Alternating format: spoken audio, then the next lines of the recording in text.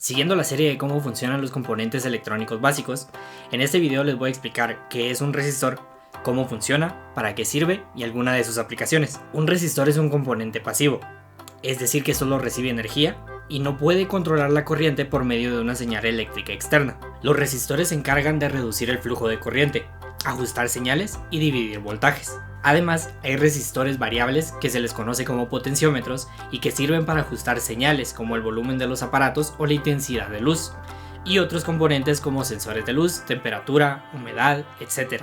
Sabiendo todo esto, podemos adentrarnos en cómo es que funciona un resistor. Primero veamos la fórmula de la resistencia. La fórmula de la resistencia es R igual a ρ por L dividido A, en donde ρ es la resistividad del material dado en ohm por metro, L es la longitud del cable, dado en metros, y A es el área transversal, dado en metros al cuadrado. ¿Por qué esto es importante? Si vemos estos dos resistores, podemos observar que ambos tienen un código de colores distinto, es decir, cada uno tiene diferente resistencia. También podríamos decir que ambos son del mismo tamaño, y podríamos decir que la sección transversal de su cable es la misma.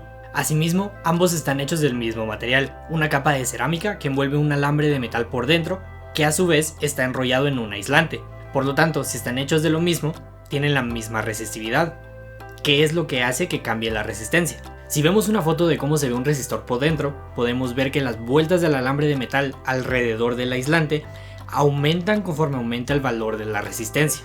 Todas estas vueltas, una vez estiradas, conforman el largo L en la ecuación de la resistencia. Resumiendo entonces cómo funciona un resistor, podemos decir que mientras más grande sea su resistividad, menos electrones por segundo van a poder pasar a través del resistor. Pueden ver un resistor como una tubería con obstáculos, en donde el agua no puede pasar tan rápido por estar parcialmente tapada. Y si encima aumentamos el largo del material, los electrones se van a encontrar con más obstáculos para poder pasar a través del resistor. Y si reducimos el área transversal del cable, todavía menos electrones van a poder fluir por segundo, limitando aún más la corriente.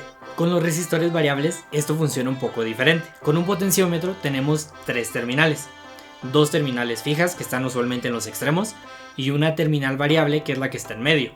Esto puede cambiar dependiendo del modelo del potenciómetro. Al girar la manija del potenciómetro, el contacto se mueve a través del material resistivo, aumentando o disminuyendo la corriente dependiendo de su posición. Una vez hayan entendido todo esto, podemos comenzar a ver las aplicaciones. Al principio del video les mencionaba que los resistores son componentes pasivos, es decir que lo único que pueden hacer es recibir corriente, recibir energía y limitarla. Cuando se limita la corriente, los resistores disipan energía en forma de calor. Es por esto que electrodomésticos como calefacciones, calentadores de agua, secadoras de pelo y hornos usan resistencias para generar calor. Por eso cuando tengan que diseñar o reparar uno de estos aparatos, piensen que estas grandes piezas, o pequeñas dependiendo del electrodoméstico, son en realidad resistores. A un nivel más pequeño, los resistores los podemos usar con microcontroladores. Por ejemplo, este es un driver para motores y relés. Si se dan cuenta de este cable que va conectado al microcontrolador, está en la entrada de la puerta del MOSFET. Justo en la entrada tiene un resistor de 220 ohmios.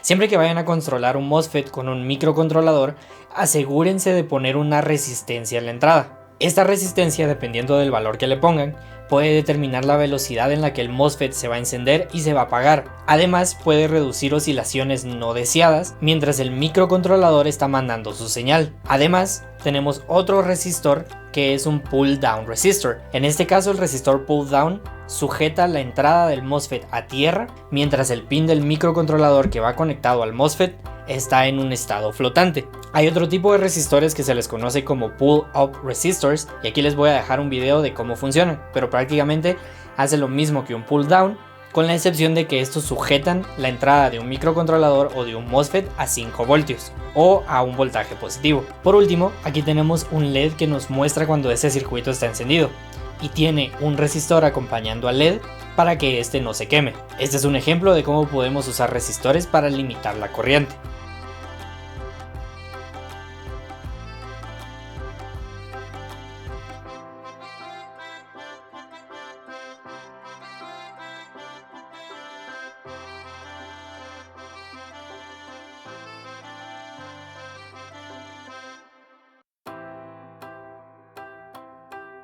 Por último tenemos el divisor de voltaje, que es una de las aplicaciones más usadas de resistores dentro de electrónica. Supongamos que tenemos una fuente de poder de 5 voltios, pero nosotros necesitamos una salida de aproximadamente 3.3 voltios. Poniendo dos resistores en series y calculando el segundo resistor para el valor de 3.3 voltios, podemos tener una salida de este voltaje, aunque tengan siempre esto en mente. Esta técnica solo se recomienda para circuitos que no requieran mucha corriente. De lo contrario, como ya lo discutimos, los resistores van a disipar mucho calor y se pueden llegar a sobrecalentar y dañar el circuito. Hasta aquí el video de los resistores. Espero que les haya gustado y que hayan entendido cómo funciona un resistor tanto a nivel molecular como a un nivel un poco más grande con aparatos y electrodomésticos. Si les gusta esta serie de videos, por favor háganmelo saber en los comentarios. Y si no han visto los otros dos, se los dejo acá arriba. No se olviden de darle like y compartir y suscribirse para más contenido de electrónica.